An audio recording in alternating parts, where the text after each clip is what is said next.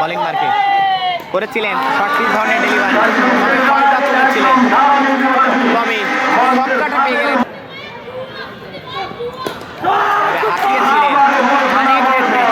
বাউন্ডারিটা পেয়ে যাবেন। বলটা দৌড় শুরু করেছিলেন ইয়াকুব, প্রথম সঠিক ধরনের বল, ফয়দা তুলেছিলেন, বাউন্ডারিটা পেয়ে যাবেন। তবে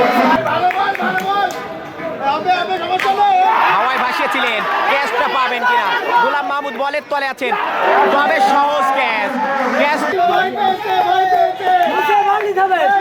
খেলেছিলেন, তবে গ্যাপটা খুঁজে পাবেন, রানটা হয়ে গেল নিশ্চিত। আবারও জি এম মাহমুদ বোলিং মার্কে আছেন, একেবারে শর্ট হ্যান্ডেড বল সরে খেলেছিলেন, বোলিং যে মাহমুদ পেল,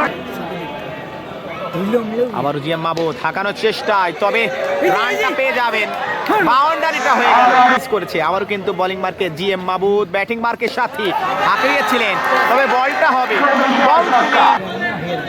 নালে ক্যাচ আউট,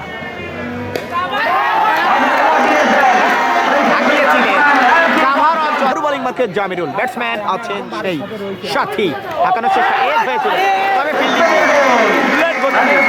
4 রান হয়ে গেল। মাহফুজ দৌড়টা শুরু করেছিলেন, একেবারে হাঁকানোর চেষ্টায়, তবে ফিল্ডার ছিলেন, বিশাল একটা ছক্কাটা হয়ে গেল নিশ্চিত, একেবারে হাঁকিয়েছিলেন, বিশাল ছক্কা, বিশাল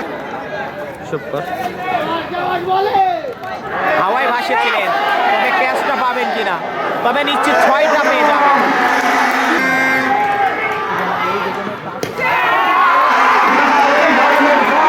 বিশাল ছক্কা এই টুর্নামেন্টের আজকের ম্যাচে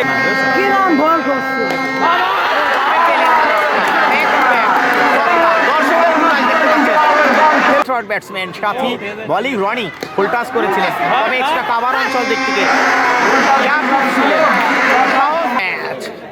আলিফ আছেন বোলিং মার্কে করেছিলেন, তবে হাঁকিয়েছিলেন, করেছেন